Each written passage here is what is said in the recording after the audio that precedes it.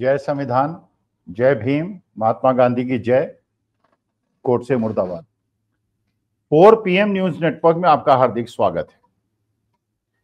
मैंने अपने जीवन में बचपन में, जब मैं करीब 21-22 साल का था, सबसे पहले किसी बड़े राजनीतिज्ञ से अगर मैं मिला था तो वो चौधरी चरण सिंह से मिला था।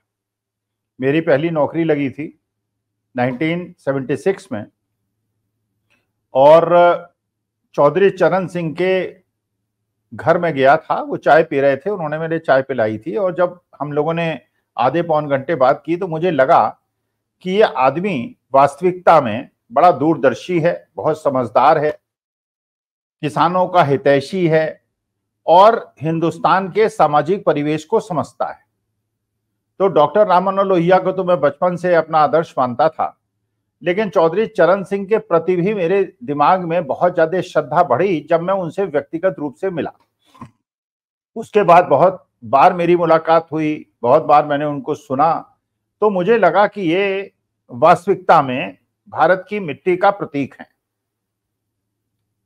तो अच्छा, क्योंकि मैं भी मेरठ का रहने वाला हूं, वो भी पड़ोस के रहने वाले हैं, उसी क्षेत्र के रहने वाले हैं, तो मैं उस क्षेत्र की जो राजनीतिक और सामाजिक परिवेश है उसके प्रति जो उनकी पकड़ थी, और 1967 में जिस प्रकार से उन्होंने बिल्कुल यूनाइटेड अपोजिशन का एक माहौल पैदा कर दिया था, और कांग्रेस में पहले थे लेकिन उसके बाद जब कांग्रेस छोड़ के आए तो उन्होंने कांग्रेस के प्रति एक मास मूवमेंट खड़ा किया। जैसे हरियाणा के अंदर चौधरी देवीलाल ने खड़ा किया, वहां चौधरी चरण सिंह ने खड़ा किया। चौधरी चरण सिंह के पुत्र अजीत सिंह के पुत्र जयंत चौधरी। तो मेरी अपेक्षा थी कि जिस प्रकार चौधरी चरण सिंह एक दूरदर्शी नेता थे और किसानों के हितैषी थे, वैसे ही शायद जयंत चौधरी होंगे। जयंत चौधरी की राजनीति को मैं पिछले 2-3 साल से देख रहा हूं।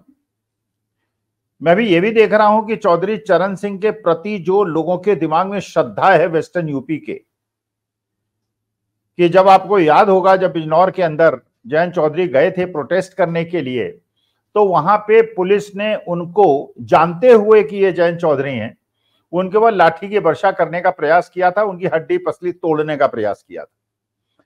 लेकिन जो चौधरी साहब के एक प्रकार से उनकी आन बान शान को मानने वाले लोग हैं, उन्होंने अपने को चोट लगाई, जयंत चौधरी को चोट नहीं लगने दी। और ये वेस्टर्न यूपी की एक प्रकार की प्रतिबद्धता है जो चौधरी चरण सिंह के परिवार के प्रति वहां के लोगों की है। तो मैं जयंत चौधरी से ये अपेक्षा करता था कि वो भी चौधरी चरण सिंह जैसे होंगे, उनके भी अपने कुछ आदर्श होंगे, उनके भी अपने कुछ सिद्धांत होंगे, और वो शायद किसानों के विरोध में खड़े हुई किसी भी सरकारी तंत्र का ताना बाना नहीं बनेंगे, लेकिन वो बन गए। जैसे चौधरी अजीत सिंह को आपने देखा कि वो मंत्री पद के लिए उन्होंने कभी इधर कभी उधर वो जाते रहे आते रहे, तो अजीत सिंह साहब भी इसीलिए चुनाव हारते रहे। एक बार चौधरी चरण सिंह तो एक ही बार इलेक्शन हारे थे, एक वहां CPI के उम्मीदवार से मुजफ्फरनगर के अंदर, लेकिन चौधरी अजीत सिंह हारे और जयंत चौधरी हारे। अब फिर वो राज्यसभा में गए और आज मंत्री पद में सुशोभित कर रहे हैं, और अपने किसी दूसरे मेंबर ऑफ पार्लियामेंट, जो 2 मेंबर ऑफ पार्लियामेंट लोकसभा से जीते हैं, उनको मंत्री न बनाकर खुद मंत्री पद पे बैठे हुए हैं। लेकिन जब से वो मंत्री बने हुए तब से वो नदारद हैं, कहीं दिखाई नहीं पड़ रहे। किसानों की किसी समस्या पे बोलते हुए चौधरी साहब, जयंत चौधरी को मैंने नहीं सुना। और ये चौधरी चरण सिंह के पौत्र हैं। किसान, जब हरियाणा का किसान 15 अगस्त को ट्रैक्टर मार्च करता है, जब वो MSP की गारंटी करता है, तो जयंत चौधरी ने क्या, उनके जीवन का उद्देश्य केवल मंत्री पद था? क्या वो इस उम्र में, अभी तो उनकी उम्र बहुत कम है, इस उम्र में ही उनकी आकांक्षाएं इतनी ज्यादा थीं कि वो मंत्री पद के लिए जो किसानों के हितों की बातें करना छोड़ दें?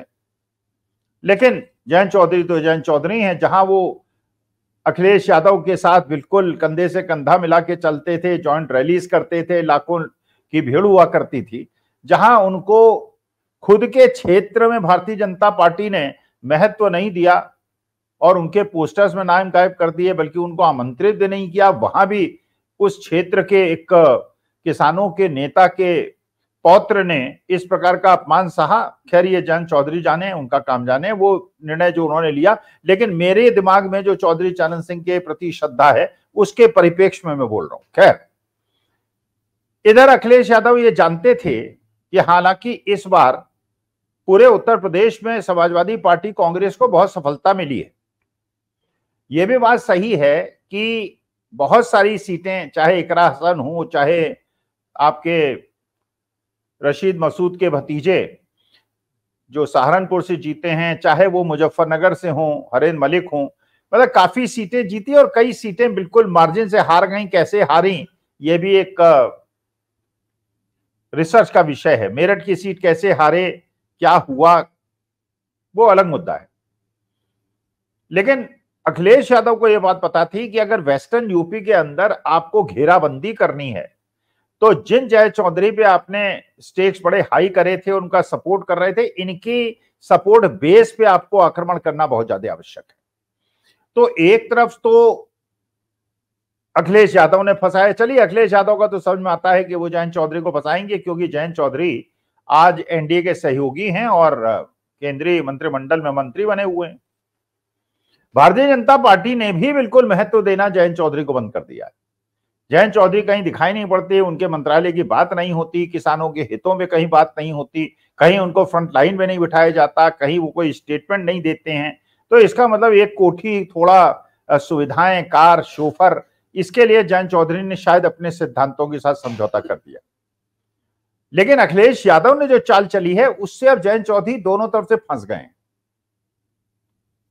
अखिलेश यादव ने जयंत चौधरी के सपोर्ट बेस को देखते हुए, क्योंकि सबसे बड़ा जो सपोर्ट बेस है वो वहां पे उनका है मुसलमानों का और जाटों का। जाटों में भी दो फाड़ है, एक जाट जो हैं वो एंटी चौधरी चरण सिंह लॉबी के हैं और एक चौधरी चरण सिंह के साथ के हैं। मुसलमान जो है वो, मानी बात है कि जो उनका एक वोट देने का अपना परंपरा है उसी के हिसाब से वोट देते हैं, लेकिन वो चौधरी चरण सिंह के प्रति मुसलमानों की श्रद्धा भाव था। और जब तक जयंत चौधरी किसानों की हितों की बात करते थे तब तक ये मुसलमान का 80% वोट जयंत चौधरी को मिलता था, 60-70% वोट जाटों का मिलता था, 35% वोट मुसलमानों का था, 14-15% वोट जाटों का था। और उसके बाद एक ऐसा कॉम्बिनेशन बनता था जो कि आरएलडी को विजय दिलाता था। आपको पता ही होगा कि चौधरी चरण सिंह ने एक कॉम्बिनेशन बनाया था वेस्टर्न यूपी के अंदर, जब वो थे अजगर, अहेर, जाट, गुजर, राजपूत, और ये कॉम्बिनेशन और उसके बाद मुसलमानों का सम्मिश्रण इसके अंदर, और इसके हिसाब से चौधरी चरण सिंह ने जो एक व्यू रचना की थी बैकवर्ड कंसोलिडेशन की, उसके हिसाब से वो चुनाव जीता करते थे। अब अखिलेश यादव ने इकरा हसन को, जो कि कैराना से अभी मेंबर ऑफ पार्लियामेंट चुनी गई हैं, और इकरा हसन का परिवार और हुकुम सिंह जी का परिवार, ये मुख्य दो ऐसे परिवार हैं जिनका वहां वर्चस्व है। या तो हुकुम सिंह जी चुनाव जीता करते थे, या उनकी बेटी एक बार चुनाव जीती, या इधर इकरा हसन का परिवार, चाहे उनके भाई हों, चाहे उनकी मां हों, चाहे उनके पिताश्री जब तक जीवित थे तब तक हों, ये दोनों परिवारों के बीच में वर्चस्व था। और ये वर्चस्व आप जानते ही हैं, जो लोग वेस्टर्न यूपी की राजनीति को जानते हैं, कि वेस्टर्न यूपी के अंदर जो सबसे मजबूत कौम है, बाकी भी सैनी भी हैं और यादव भी हैं और ब्राह्मण भी हैं, राजपूत भी हैं, लेकिन जो सबसे ज्यादा वर्चस्व अगर माना जाता है वेस्टर्न यूपी के अंदर तो वह हैं जाट हैं, गुर्जर हैं और मुसलमान हैं। एक बेल्ट है जो बिल्कुल जाट बेल्ट है, एक बेल्ट है जो गुर्जर बेल्ट है, और मुसलमान वेस्टर्न यूपी के अंदर काफी बड़ी संख्या में है। और इकरा हसन ने इस बार, क्योंकि इकरा हसन एक तो विदेश में पढ़ी हुई हैं, पढ़ी लिखी महिला हैं, और जिस प्रकार से संसद के अंदर उन्होंने पहला उद्बोधन किया और जब वो बोली तो लगा, देश की जनता को ये लगा कि इकरा हसन चाहे किसी भी धर्म संप्रदाय की हो, लेकिन ऐसे सांसदों की देश को आवश्यकता है। अच्छा, इकरा हसन के बारे में एक और चीज बहुत फेमस है कि वो मुसलमानों की राजनीति नहीं करती। उनके पिताजी के साथ भी यही था, ये हुकुम सिंह जी के साथ भी यही था। चाहे हुकुम सिंह जी हों, चाहे इनके पिता हों, चाहे इकरा हसन हो, इन लोगों ने कभी जाति और धर्म की राजनीति इसलिए भी नहीं की कि हुकुम सिंह गुर्जर थे, इकरा हसन भी गुर्जर हैं और इकरा हसन मुसलमान होने के बावजूद ये कन्वर्टेड मुसलमान हैं, जिनकी कुछ जनरेशन पहले ये वहां से कन्वर्ट होके बनी हैं मुसलमान। तो वहां के जो लोकल पॉपुलेशन है, चाहे वो जाट हो चाहे वो गुर्जर हो, वो ये मानता है कि धर्म के मामले में, क्योंकि हुकुम सिंह जी भी गुर्जर हैं और ये भी गुर्जर हैं, ये हमारी परिवार हमारी ही बिटिया है, इसलिए वहां पे धर्म की राजनीति शायद बहुत ज्यादा नहीं होती है। केवल राजनीति ये होती है कि कौन हमारी समस्याओं का समाधान कर सकता है। तो इसलिए एक प्रकार से इस चुनाव को जीतकर इकरा हसन ने दिखा दिया कि उनको न केवल मुसलमानों के वोट पूरी तरह से मिले, बल्कि हिंदुओं के भी बहुतांश वोट मिले, इसलिए वो वहां जीत गई। अखिलेश यादव ने इकरा हसन को महत्वपूर्ण जिम्मेदारी दी, दिल्ली बुलाया, दिल्ली बुला के उनके कहा कि ये जो वेस्टर्न यूपी की सीटें हैं जहां पे बाई इलेक्शंस होने हैं, जिसमें मीरापुर भी एक सीट है, वहां पे आप जुट जाइए और मैं पूरी जिम्मेदारी आपको देता हूं। तो इससे क्या हुआ कि जो एक तरफ तो जयंत चौधरी को भारतीय जनता पार्टी ने धता बना दिया, उनके जो महत्व है उसको उनको महत्वहीन कर दिया, और दूसरी तरफ अखिलेश यादव ने इकरा हसन के माध्यम से जयंत चौधरी को डबल क्रॉस कर दिया। अब जयंत चौधरी के साथ मुश्किल यह हो गई है कि मुसलमान वोट तो उनके हाथ से पूरा निकल गया है। इकरा हसन के सामने आ जाने से जो जाट और गुर्जर समाज है, जो कि मीरापुर में बहुत ज्यादा है, उसके साथ भी समस्या आ गई है कि वो भी इकरा हसन जैसी पढ़ी लिखी समझदार लड़की अगर वहां पे उन्हें संबोधित करती है तो वो भी ये निर्णय लेना उनके लिए बहुत मुश्किल हो जाएगा कि वो जयंत चौधरी के साथ रहें। और अगर जयंत चौधरी को भारतीय जनता पार्टी से महत्व मिलता, अगर उनको सम्मान मिलता, तब तो शायद जयंत चौधरी ये कह सकते थे कि मैं इसलिए आया हूं भारतीय जनता पार्टी में के साथ, गवर्नमेंट में, एनडीए में मैं इसलिए शामिल हुआ हूं कि किसानों की समस्याओं का समाधान करा पाऊंगा। लेकिन जब आपको महत्व ही नहीं मिल रहा है, जब आपको मीटिंग में ही नहीं बुलाया जा रहा है, जब आपको पोस्टर में ही स्थान नहीं मिल रहा है और आप कहीं दिखाई नहीं पड़ रहे हैं, कहीं आपके कोई स्टेटमेंट नहीं आ रहे हैं, कहीं मोदी जी आपको महत्व देते नहीं दिखाई पड़ रहे हैं, तो ऐसे समय में मोदी जी का काम तो निकल गया। लेकिन आप ना इधर के रहे ना उधर के रहे। अखिलेश यादव ने भी इकरा हसन के माध्यम से आपके लिए रोड़ा बना दिया और मोदी जी ने तो आपको वैसे ही छोड़ दिया।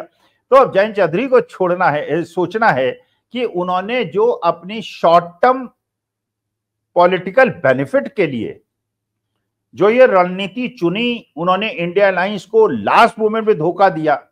पहले तो वो इंडिया अलायंस की मीटिंग में जाते रहे, अचानक चौधरी चरण सिंह को भारत रत्न मिला और उसके बाद आप कहते हैं साहब मैं इतना अभिभूत हो गया, मुझे चौधरी साहब की चेहरा दिखाई पड़ रहा है मोदी जी के अंदर। तो मैं अगर किसान के हितों में मेरी श्रद्धा है और मैं किसानों के हितों पे काम करता हूं और अगर मेरे पितामह किसानों के हितों के लिए उन्होंने जीवन भर संघर्ष किया, तो मेरे पितामह को भारत रत्न मिले, या जिस समस्या के लिए वो संघर्ष करते थे और जो समस्या मेरे लिए मुख्य उद्देश्य होनी चाहिए, जब उसका हल होता हुआ मैं नहीं देख पा रहा हूं, केवल इसलिए कि मेरे पितामह को भारत रत्न मिल गया, मैं अपने सारे सिद्धांतों से समझौता करके एनडीए अलायंस में मंत्री पद से बैठ जाऊं।